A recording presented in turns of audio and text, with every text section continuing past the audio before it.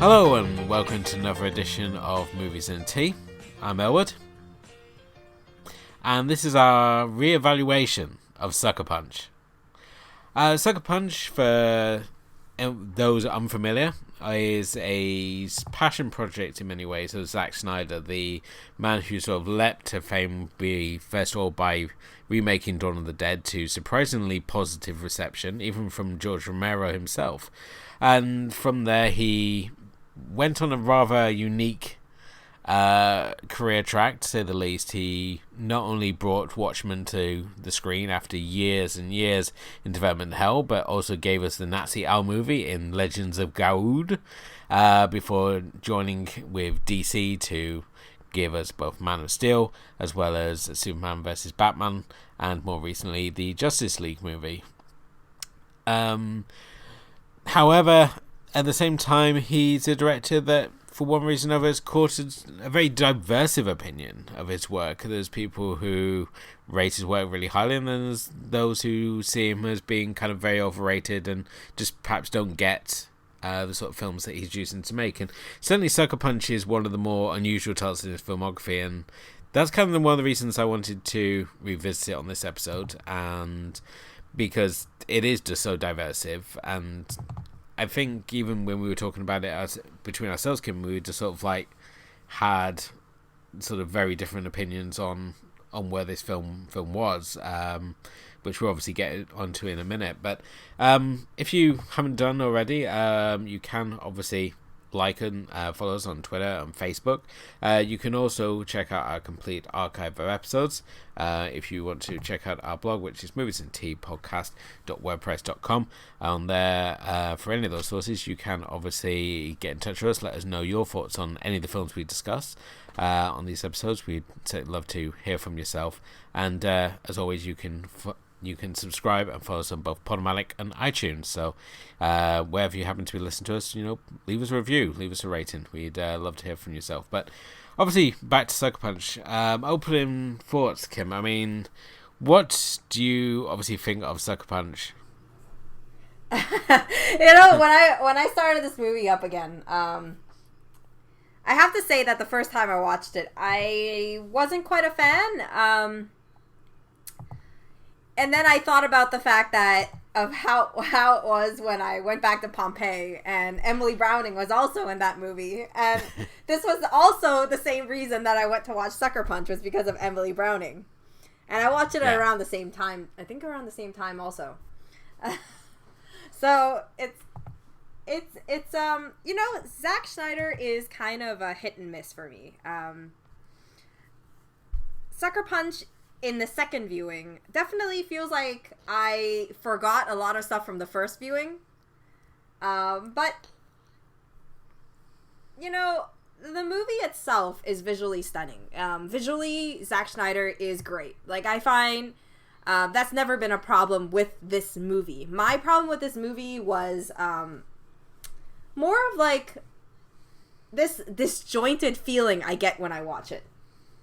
How things kind of, like, the story is kind of pieced together by fantasies, pretty much.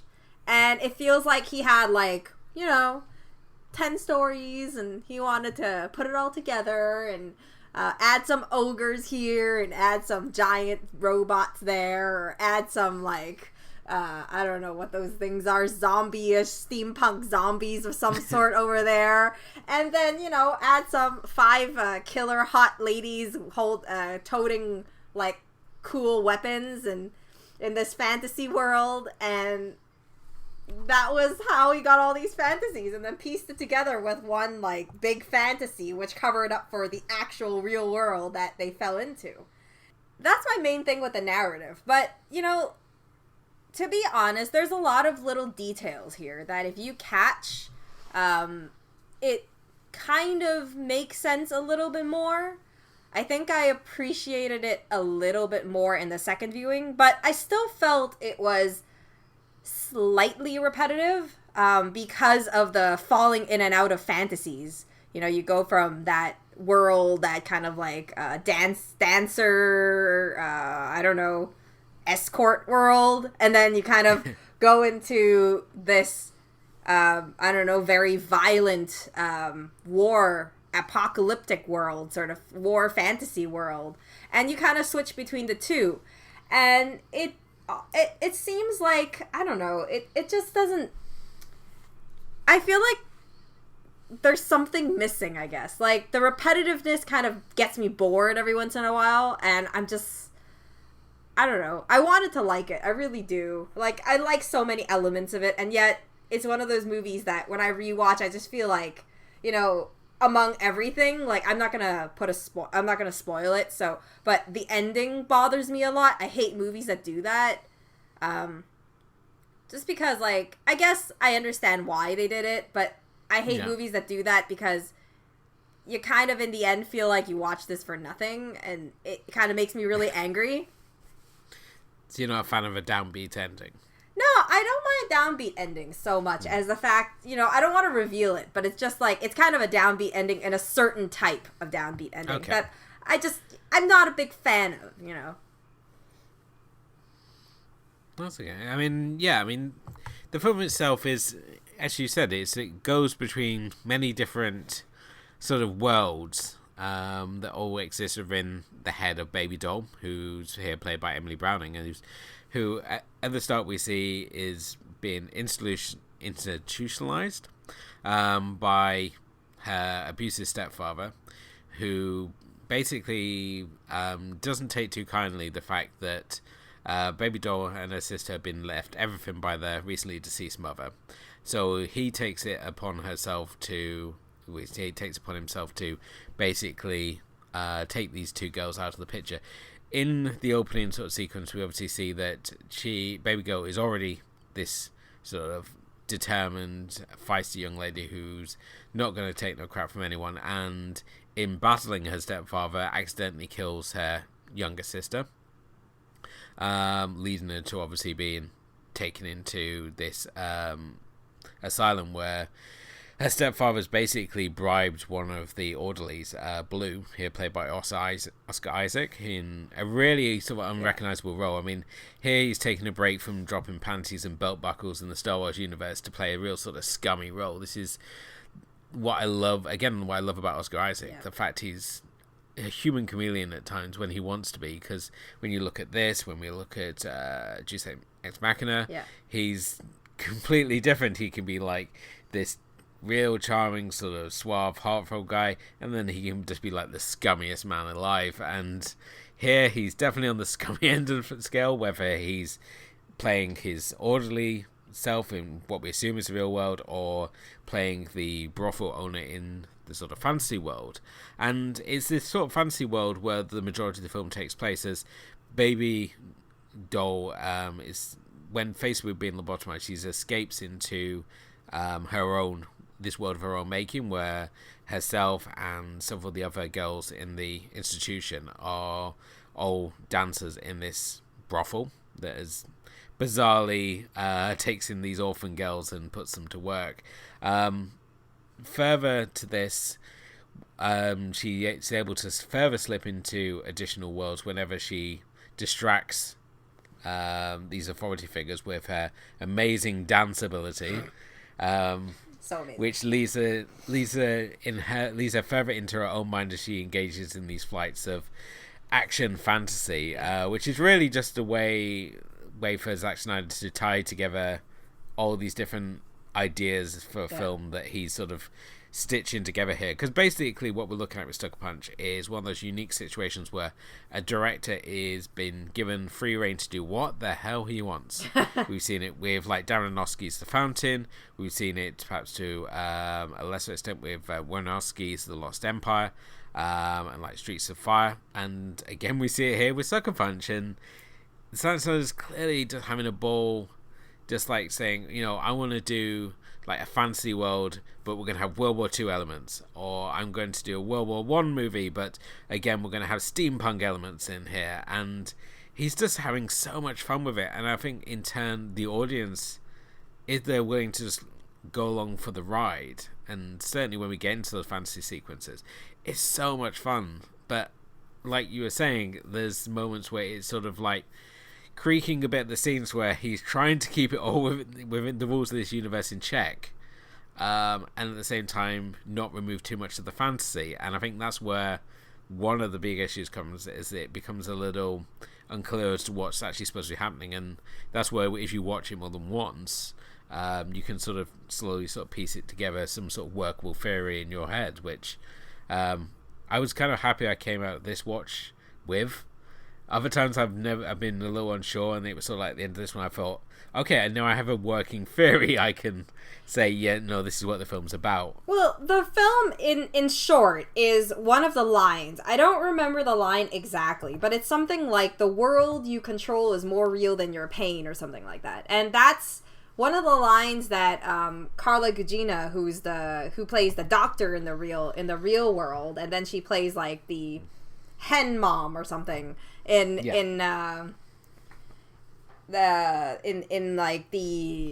the fantasy brothel, and she says this, I believe, and then she kind of overhears it, and then that moment when she like falls into this world. And I think that the beauty of it is that you never know, I guess you never really know where, like, which part is fantasy and how far her fantasy is and how real this is, until you come out of it. And then you kind of like, as we back out towards the second half of the film, towards the ending, we start realizing that everything that's happened in the fantasy actually happened in real life. She's lived all of these things. She's actually done all these things. She's actually hatched that escape plan. And, you know, she actually met all these girls, because we saw these girls in one of the first scenes. I guess it gives these ladies so much more character. And I think one of the main things that's really great about this film, like, I don't want to keep bashing it, because it really is like how far you're willing to accept the narrative and the disjointedness of the story, and kind of look past that forceful narrative of how everything goes together. Because he is having a lot of fun with this one. It doesn't really have to make sense.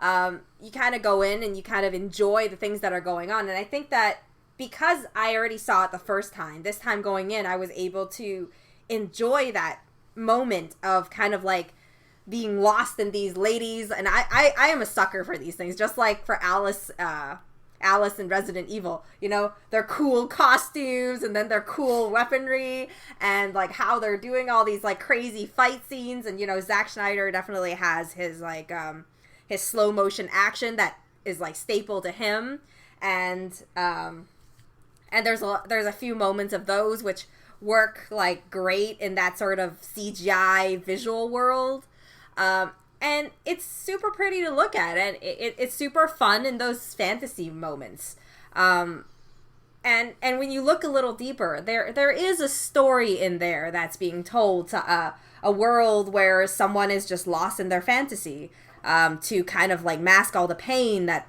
they're going through. And I appreciate that, you know, I appreciate that, because the girls and everybody, and I think the whole cast does a really good job with the casting. I mean, Oscar Isaac is definitely, like, I didn't recognize him until I went back and I looked at IMDb and I was like, oh my god, that's him. And he's just an amazing actor. Like, you can't help but want to like kind of punch him in the face, because he's just so horrible. But he's such a skilled actor, and it's such an asset to this film. I mean, the same with like Carla Gugino. Carla Gugino? I don't know how to say her name. Yeah. It's just, you know, like we recently she had like Gerald's Game, and you really like, a lot of people praised her for her acting and stuff. And to be honest, she did a really good job as Dr. Grosky, or whatever you call her. I don't remember her. I don't remember her other name. Her name, I can't remember. Inside like the brothel, the fantasy world. She's just basically Madam. Yeah. So it's just Madam Vera Gorosky, and in the other world, she's just Dr. Vera Gorosky. It's not really. Yeah. Unlike other characters, she doesn't get like any sort of like big changes really, apart from title. Yeah. And then like you have the girls, you know, like I mean, I've seen all these girls in different movies throughout, you know, like Jenna Malone, she was in a little supporting role in Pride and Prejudice. And then, you have Abby Cornish, which I've seen her in something else. I can't remember what. And then, obviously there's Jamie Chung, which I like because she did a really great indie film called Already Tomorrow in Hong Kong. And then obviously, you have Emily Browning, who's pretty good also in this one.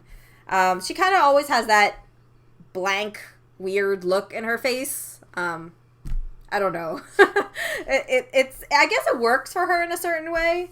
And then, am I missing someone? Oh yeah, and I'm missing Vanessa Hudgens, who it seems to be constantly the way whenever people talk about this film. They always seem to forget Vanessa Hudgens as Blondie. Yeah, she kind of vanishes fairly quickly, and she's kind of a weaker character, like the character itself, But I mean, all these girls have their skills and their abilities, and they're super cool. And I mean, it sounds like a really lame reason, but I kind of enjoyed all of that whole section of it. Oh yeah, I mean, definitely.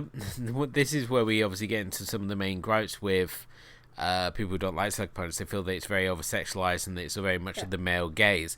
At the same time, I see numerous female cosplayers play as these characters, and seen plenty of female fans of these films who say that it's these characters are very sort of empowered, they're tough and sexy, and that they're not one or the other, and there's perfect sort of balance of the two. So you can just do a Google search and you can bring up pages and pages of different feminist theory in relation to this movie. And I mean, this is like the mind, like this is like the mind, like this is the where you go in and you're stepping into a mind by talking about this movie, because this is like the key of like main talk of like over sexualized women, and and then these women are all put into like very kind of abused situations, and they're very like oppressed by the male figure. If it says all those things, I mean, I remembered one of the conversations I had with a friend, and I had talked with this in another podcast with someone before. And it's like, my friend was talking about how women, a good women movie shouldn't be about their strength is in the trauma that they've been through. But it should be in them overcoming a situation organically, like how men would organically get through a situation. And I get where she's coming from. And I mean, Sucker Punch falls right into all those things, right? You start with just Baby Doll, and she has an abusive stepfather, and she's stuck in the situation where I these girls are getting abused by the men around them. They're constantly like threatening to be like I don't know, touched by them and stuff like that, and like harassed and everything, and it's kind of like it's I don't know. I mean, sometimes it's okay to just go into a movie and enjoy it for what it is. I personally feel that way about it. I know that's not very feminist, but I like to keep an open mind when I go into films. And this is just an entertaining piece. Like, I mean, this is his passion project, and you can really see that. I find a lot of times passion projects kind of always are not very refined, because you get lost in your passion a little. Yeah. And I think that's one of the issues here. Yeah, I think this again is just a topic that we could go down. Is that I feel that there's a lot of people there who their dislike of certain films is because it doesn't fit into their personal politics. And yes, I mean, obviously, while we could obviously argue about the over-sexualization of these characters, but at the same time, these are characters who work in a brothel, so of course they are going to be dressed very sexy. When we go into the sort of fantasy sort of land, it's sort of that anime sort of action heroine sort of fantasy dress up that we do get. And certainly when we look at like the character of Baby Doll, who's essentially she's wearing a Japanese schoolgirl sailor outfit, the whole sort of film. When we look at like Vanessa Hudgens' character, she's there with the goggles, and I love the character designs. I mean, that was something that drew me in back when we had the trailers of this film, and when we had all the promo art for it, and you saw these characters and they had like the one sheets, and you had them done as like 1950s sort of pin-up style posters, and then you still had them just as like one-shot character prints, and it was like each character had their own sort of thing that made them really sort of stand out. Like you had Jamie Chung, and she's obviously got all the different sort of like Air Force sort of pilot uniforms that she wears, because she always seems to be the one that whenever there's a vehicle to drive, she always gets like to be the one who drives the mech or the plane or the helicopter. And I love how the costumes have these subtle little changes as you go through the different sort of fantasies, and it's only really sort of like Baby Doll whose costumes don't actually change. Certainly Amber's is the most obvious. I mean, she obviously has like, when we get into like the fourth world, which is like futuristic world, and she's got like the helmet with the with Amber Cross, that wonderful sort of like stylized writing that the titles are written in as well. Or if we like look at the bunny mech suit, where it's got the huge bunny sort of logo on the front and stuff, and these are like little visual things. I mean, even just like the 3 giant samurai warriors, they make no sense to be in a Japanese samurai world, much less the fact that one of them has a big chain gun. It makes no sense, but I'm enjoying the ride. I mean, it's giving me something I'm not seeing somewhere else, and it's acknowledging early on that, you know, this is a fantasy film, and as such it's not bound by any sort of logic and stuff. So if I want to have these 3 girls going in doing sort of swap maneuvers as they enter an orc-filled castle to go and fight dragons, then I can do that. And that's one of my things I love about Sucker Punch, is the fact that it's given me something I haven't seen 100 times before. At the same time, it's treating these characters with the sort of dignity, not just having the sort of like the giggling airheads who are just there clearly just so that the male audience can get their rocks off. It's like, as I said, when you see them going to the castle, they're in proper SWAT formation. They're not just like ambling in there. Like, oh, we're just 3 heavily armed chicks. It's like, no, Zack Snyder actually put them through like different military and police procedural training, and you can see that in how these characters move, how they interact with the environments, and certainly how they handle weapons and stuff. And I think it's that additional sort of training which really sort of helps. And certainly when we get into the fight scenes, the camera isn't, while it's not obviously not, you know, far away, so he knows the limits of his actresses when it comes to fighting ability, but he has the camera enough on them so that we can see them when they're doing sort of like the fight maneuvers and stuff, and at the same time you believe that they're actually kicking a lot of ass. It's not that the camera's right on top of the character and it's sort of covering for the fact that the actor can't particularly fight that well, as we've seen like some of the like Resident Evil movies where the camera was either like cutting away too quick, or it was just right on top of the characters so that you couldn't really tell what was going on. You just assumed that they're kicking a lot of ass, and you would just, the real sort of payoff would just be like the end shot where you see the scattered bodies. But here we're seeing real flow with the fight scenes, especially in like the World War One fight scene where they're doing a lot of like in-trench fighting, where she's like throwing the hatchet, and just there always seems to be like these cool little moves to break things up. I think the only issue I have really when it comes to the action scenes is just when we get into the fourth world, and it just feels like a step too far. I felt that not only was it overworked with the slow motion aspects, but I felt that I'm getting, it's sort of like you've been fed all this candy and now you're sort of feeling the side effects of it. You kind of need something a little more substantial at this point, something to sort of tide you over. And at this point, Zack Snyder's like, no, have more candy. See, you want another round of action fantasy here, and you're kind of like, no, I'm about ready to go now. Yeah, I think, see, that's the thing is, you know, it's only so, I think that's some of the main issues of the film is that there is a lot of craft, a lot of detail, and I think in a rewatch, it all comes together a lot nicer than the first time. And you could argue all these issues and all these things for days, as a lot of people have done, and we're not going to go and do that here. But I mean, it's not a horrible film. It has its fun moments, and it's entertaining as heck. You know, there's a lot of things to like about a movie like this. you just gotta like let the kind of abstract story kind of take its way, and that's okay. You know, sometimes, I mean, I like entertaining films, so I don't really mind that so much. You know. Now, what I want to also sort of discuss here is the soundtrack, because the soundtrack is awesome, largely covers, and it is awesome.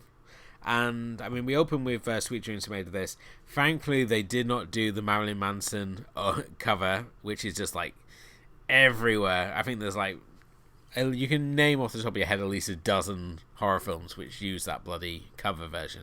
Instead, they went with the Emily Browning cover, which is really sort of, I don't know, it's kind of very modernized and it's very haunting at the same time, and it works perfectly. And the fact we go from there into the Yoav cover of Where Is My Mind, which, seeing as it's Baby Doll going for the asylum, I thought was rather fitting that she's asking where is my mind when you're in an asylum.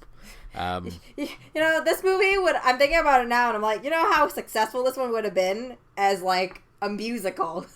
Just let the music do all the talking. Well, I mean, there's so many.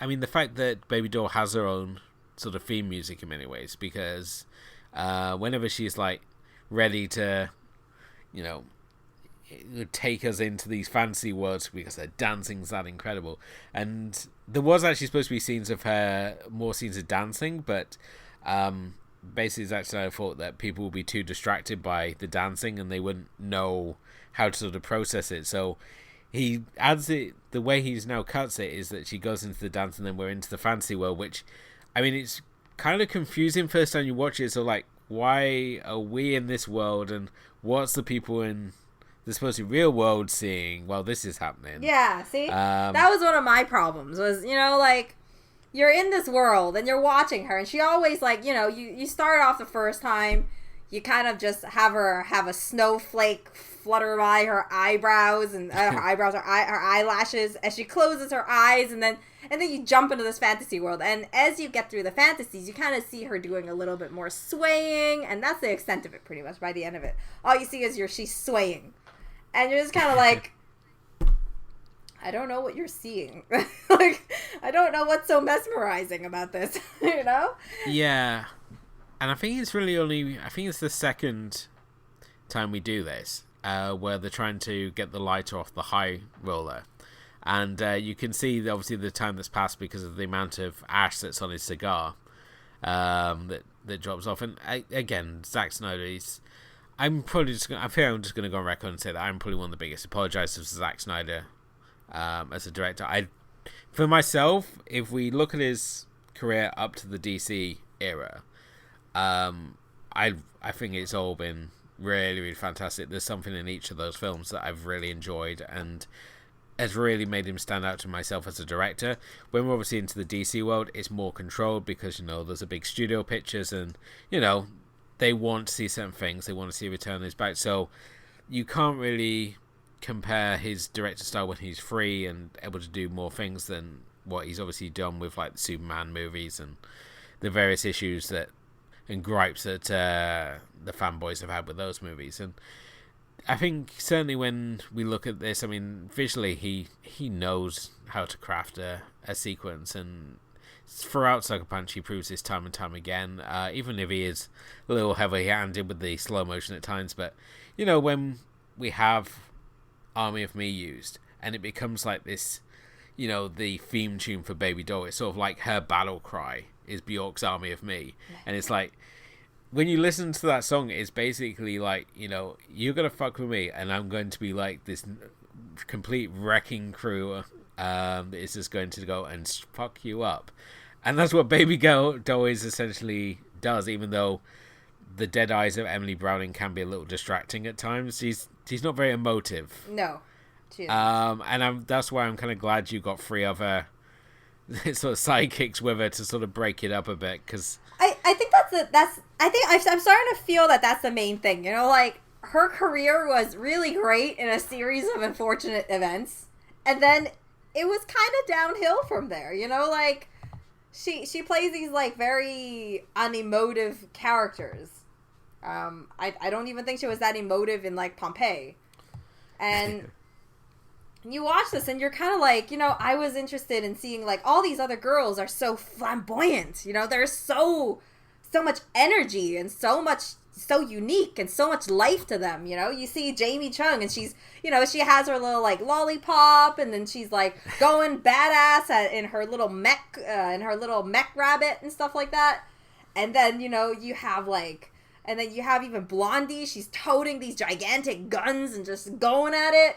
And then you have like this really fun like Jenna Malone who plays Rocket, and she's just this badass short hair blonde chick.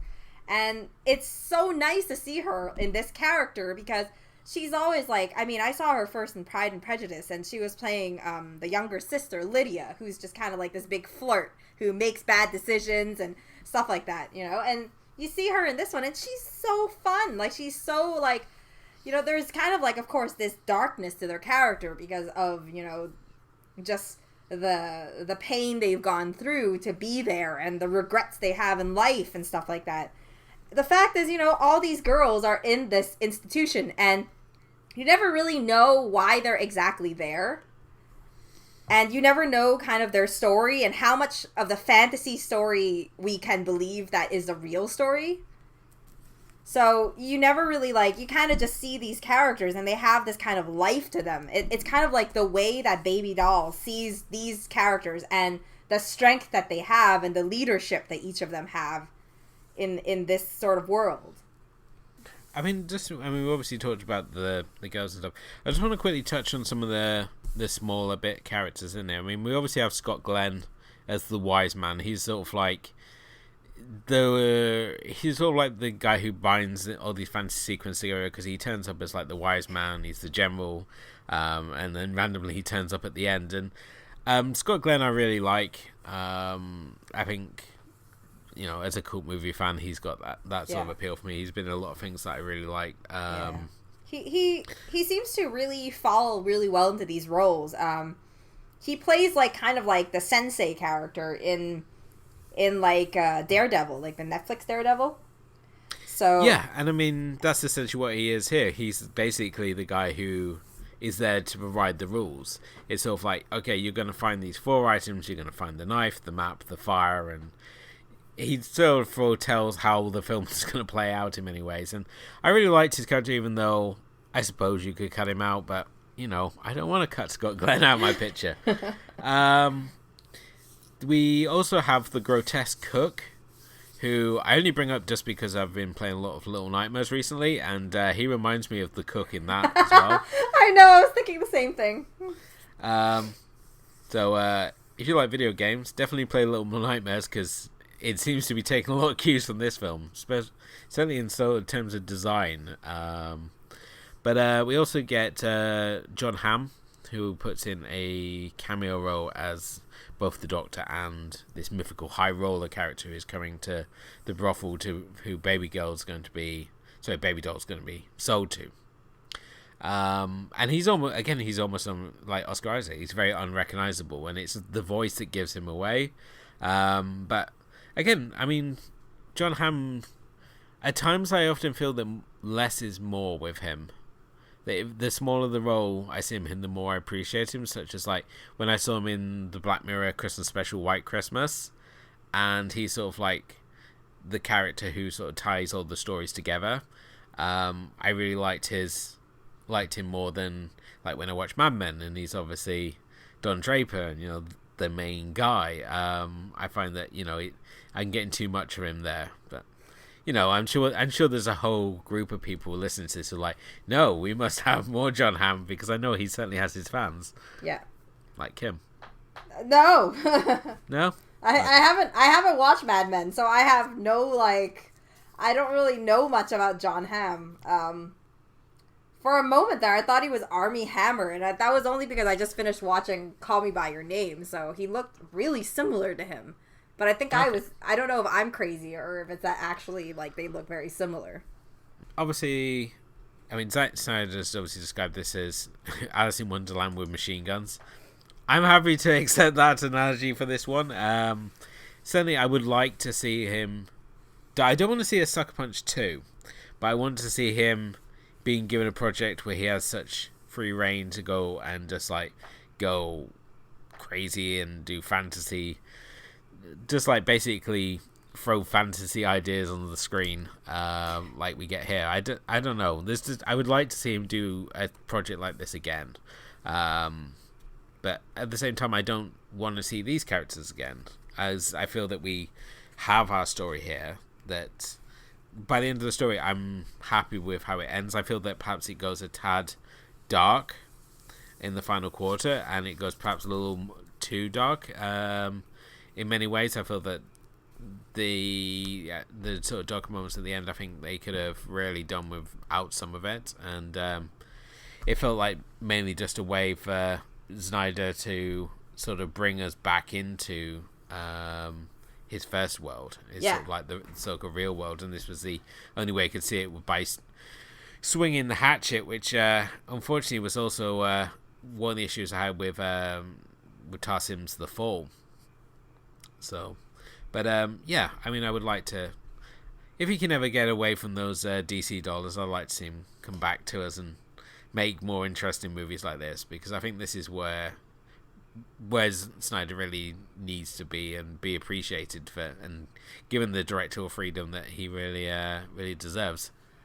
I mean, I think that you have a point. I think everybody needs to kind of get back to something that they really want to do, because I mean, obviously, maybe he really does want to do the DC films. I don't know. But keep watering the pool. It's hard to argue with those, but at the same time, I mean, you've got to think, well, here we have a director essentially working under tight restrictions. All he's doing is getting aggro off sweaties and stuff. So, the thing is, sometimes it's nice to have something like this. I know it's like, for me, I don't think Sucker Punch is like a perfect movie. I think there's a lot of things that stop me from rewatching it, and one of the main reasons I did rewatch it was because this is your after hours pick. But yeah, it's all on me. Yeah, and I'm happy that I did, because I appreciate it a lot more, and I think that the second watch actually had a lot more, and I think that for those of you who watched this the first time and didn't really like it and had some opinions of it, in terms of, generally what I was talking about, maybe it's good to go back and check it out a second time. You might be able to grasp some of those details that you didn't, because in the first time, just to see how the story pulls together. Because I'm definitely seeing a lot more reason in a lot of the stuff that he does. And it's not bad to have a movie that makes you think about things like, even if it's things, more serious topics like feminism and that sort of thing. It's not a bad thing to have these movies that you can discuss that, because I mean, it creates a divide in kind of like, it creates discussion, and that's what, movie fans do. And I think that that's a very healthy way to have movies like this when you do passion projects and this happens. I mean, just like, recently we had Under the Silver Lake came out, and I don't think that's widely released yet. But, I mean, that movie created a lot of divide, and I think that movie actually, if we were to do further viewing, is a movie I'd pair with this one. Okay. I mean, for myself, when it obviously comes to further viewing, I mean, there's different tracks you could obviously go down. I mean, if you want to do more sort of like tough girl gangs, I mean, if you want to like look at sort of girl gangs, I mean, you can look at things such as like Switchblade Sisters. You can look at the Stray Cat Rock series, and they'll give you like super tough sort of girl gangs. And like when we look at the Pinky Violence movies as well, you've got plenty of tough female characters there, and it's just such a really fun genre to sort of explore there. As certainly one thing Japanese cinema does well is to give, and much like Hong Kong cinema, is to give us really tough, kick-ass ladies, and certainly those series really sort of delivered. In terms of sort of like stylistically, I would sort of pair this up with like Southland Tales, which is another film like this that I've probably got into way too many arguments defending.